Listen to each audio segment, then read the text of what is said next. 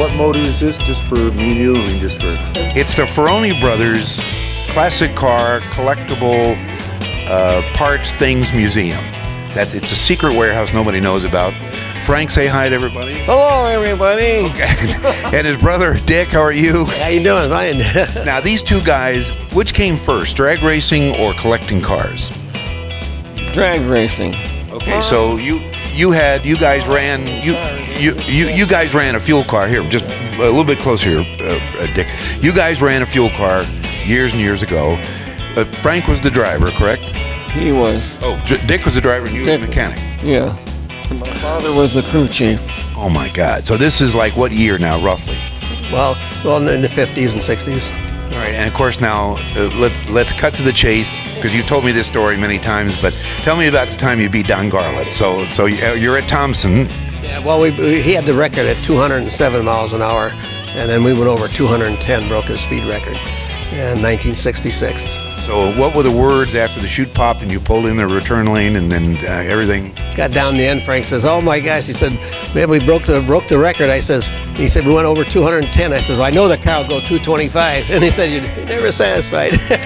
Well, what did Don say to you? Did he say congratulations or just didn't? Well, not much. Not much. Well, hey, that's still, you can never take that back. But then you got into, now what we're looking at is your fantastic collection of various cars and memorabilia. And where do you find these? I mean, just in your travels? People call me. I go to shows. I go to the Nationals. I've been to Gatlinburg. All these different runs, like the custom car, like for example the James Dean run. I've gone there for like 25 years. I made all the Street Rod Nationals for 45 years. Well, we've got a picture. We're looking at some of the T-shirts. I mean, alone. Oh, well, sometimes people just call me and say, you know anybody that wants to buy my car? Sometimes I'll say I'll be there tomorrow with a trailer. I knew that. Now while we're talking about, let me just touch on some of the license plates. Now you've got what we're looking at now, some of the license plates, FF, and then it starts at 1932, I guess. But these are not beauty plates, as you call them. They're real. They're not vanity plates. I just went to Euclid and reserved them, and then I'd pay for them, and then when they went through the numbers, they'd call me, and I'd go pick them up, luckily. And that's how I got them all. So worked out great for me, and now I can put them on a car if you have the antique plate. So you got any car you pull out of here, you got the antique plate for it, you could switch and put any one of those plates on there. Well, let's talk about, why don't we start with 1932? What are we looking at some of the cars that we've got here, like the 32 here that was in Hot Rod Magazine. Let's talk about that. The Neil East Coupe. Yeah, that's, I ran regular plates on that because I even have the original plate from 1956 on the back of the car. And I drove that for 3 years to the Street Rod Nationals, and when I pulled in for the inspection, all the inspectors come running over. They couldn't believe that they were seeing the Neil East Coupe, and I ran into Neil East last year. He was in the top 40, and I walked up to him. I said, "I bet you don't know who I am, do you?" "Oh yeah, you're Frank Farroni. I know who you are. You put that luggage rack on the back of my car." But didn't they wanted it at the museum when they did the celebration of the dudes? They had the top 75 of 32 Fords. They picked them out of 475 32s, and I said, "Well, you guys gonna pay for the shipping?" And well, no, I'm not gonna spend $5,000 to ship my car to the Oakland Roadster Show, plus who knows what else. But they gave you this nice little. They gave me two 32 grills, chrome plated, in a nice black crimson box with the Neil East name on it, because the Neil East Coupe is well known with guys into street rods. Now, when I bought it, I didn't even know it was the Neil East Coupe. I just liked the car. Well, let's move on to a famous roadster from around here. This thing, you look at it, I mean, it has spanned all time. How long have you had it? 50 years. 50 years, and it still looks just, I mean, it's just, back then. But I mean, look at the wheels there's not a piece of dirt. Same wheels and tires, same everything. I used to drive it to Metropolitan Park every Sunday and wax it, you know how that went. Got an Olds motor with 6 deuces. 6 deuces, Stromberg 97s. It's got the quick change rear end, which I could switch gears in like 5 minutes, any ratio I want. And it belonged to a famous hot rodder from around the Cleveland area, Parker Shear. Parker Shear, yeah, which died way before his time. But Parker always built fantastic cars, and when I saw this car, I just had to have it. You know how that goes. Yeah, I know, and he I know that. I've been around. I've seen you go after. Well, let's talk about now, Dick. You give us some info on. Let me see. Let's look at the Peanut Wagon. Tell us about it. So, well, the Peanut Wagon has a Chevy engine with a supercharged Chevy engine with 4 4-barrel carburetors, over 1,000 horsepower, and all the peanuts you can eat. That's right. It's got an antique peanut machine in the back. In fact, our dad, he used to always be eating these peanuts. Years later, we told him, "Gee, Dad, those peanuts are stale." "No, they're still good." Years later, he's still eating them. Now, tell us about where you found it. And well, let's see. That was at the Canton show, and years back. That's been about 50 years too. But that was built during the era, during like one of the articles we wrote about Carl Casper, who did a lot of those. That was that C cab era. Right, C cabs were really popular back then, and in between that and just the regular roadsters, the C cabs were more popular just because of their looks. Plus, they had a roof on it that was hard. Yeah, and we'll move to, while we're on C cabs, let's move to the El Toro. Is that right? El Toro, yeah, the El Toro, built by Ron Taylor, and he used to live in Talmadge, and then he went to Lakeland, Florida, and that body flips up. The alternator runs off the drive shaft, and it's all 68 Corvette running gear with a 72 Triumph Sprite front suspension, Saab rack and pinion steering. Man, incredible. And then the interior, talk about... Oh, the interior is fabulous. There's even room in the back under the floor. You can put luggage, plus it's got a luggage rack. I mean, you can really go traveling in that car. Now, let's talk about comfort. We've got one car we're looking at, is which you've had at the Autorama, and this is what a lot of people don't understand, is a true custom rod. It's the one with the gold, and the white. I mean, the interior was done by a Cleveland interior. Nagy did one of his first upholstery jobs, because I worked with a guy that used to work with Nagy, and Nagy would put a sofa on the roof of a car and bring it to his shop. And this interior, I mean, it's so radical. The outside of the trunk is upholstered, not the inside, like most cars. And it's got the 53 Corvette Blue Flame engine. The frame and everything under that car is chrome plated. Now, that's the first Corvette motor, right? First Corvette motor, 6-cylinder Corvette motor. And once again, where did you find it? That's a good question. I forgot. We used to see it in the west side. We used to see it in the west side at a body shop. It was in the front window. We could go by there. We saw that for I don't know how many years. We'd see that car, and finally one day there was an ad in the paper, and he had the Roadster and a coupe for sale. So we looked at the two of them. So we thought, well, couldn't buy both of them. So we figured, well, the Roadster would probably be a better investment.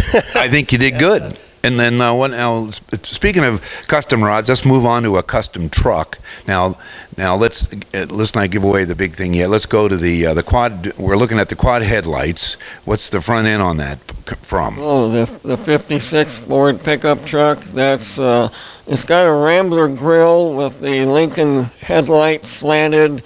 It's a 289 high performance, power steering, brakes, air, 72 Jaguar rear end with 59 Chevy Cadillac taillights and 58 Chevy housings, and it's chopped, channeled, and sectioned. Now, not a lot of people. I mean, it's sectioned, but not that radical. No, it's not that radical. It's just, and that truck was subframed over 50 years ago. It's a Chrysler subframe with a 56 Chrysler dash. Yeah, we're looking at that dash now. So it's a Chrysler, the whole thing. The whole thing. Those old dashes were really wild because they had a lot of chrome. And when it comes to chrome, I just love chrome. No kidding. And then we've got, what do we got in the trunk here? I mean, on the bed, rather. Oh, well, on the bed, well, we put the gas tank in the bed, and there are a few trophies from Thompson Drag Raceway. And A few? And of course, all the different autoramas that we went to over the years. Now, at Thompson, you had a choice of getting the money or the trophy. You kidding? I'm going for the trophy. I love it. I love it. You guys are, I mean, you know, all right, so let's move down the lot. Now let's go to another custom pickup.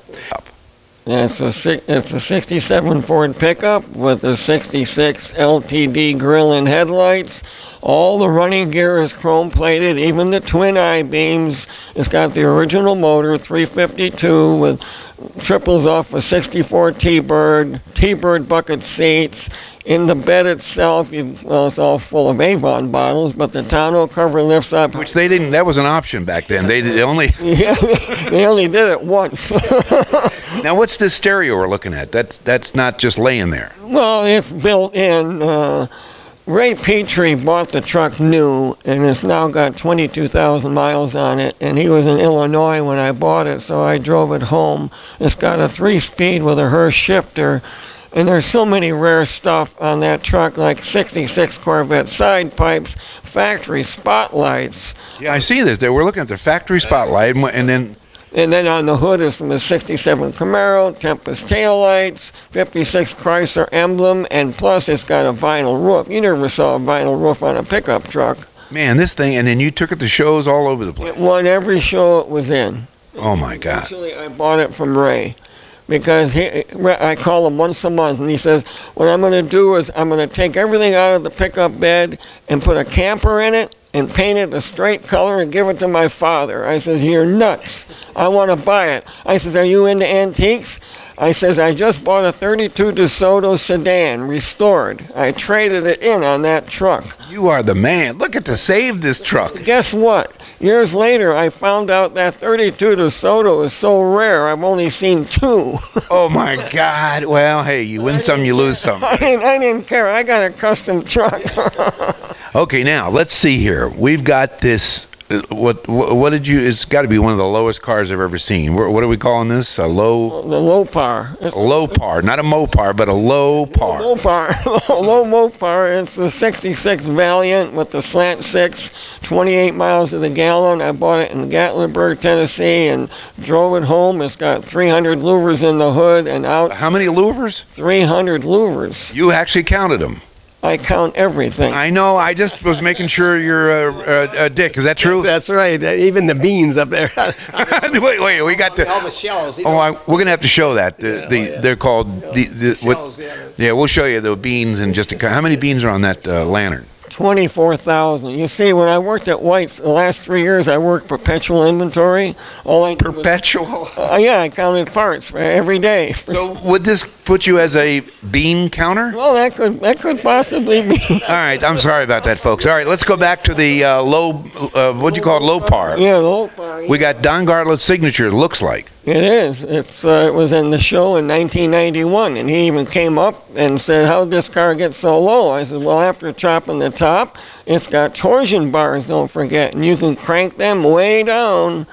And then coming home from Gatlinburg, the truckers would say, "Here comes that squashed banana again."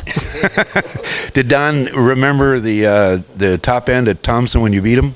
No, he doesn't say anything about that. Anyway, all right, let's see here. We have got, we've got, what do we call, where did you get, let's go back to the bean thing here. Where did you get this and what is it? I mean, what's the...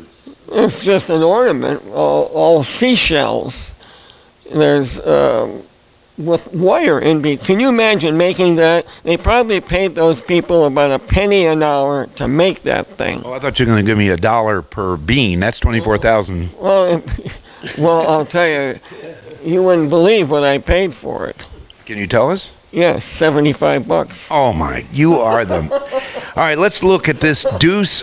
We got a chassis here with a, looks like, is that the Deuce motor that came with it or no? The short block is a 40 short block. Everything else is 32.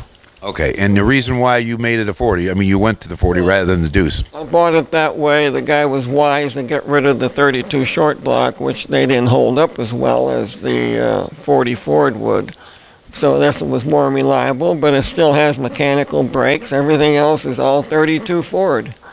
So we've got, in this building alone, how many cars? 35. Actually, this is what, your second building?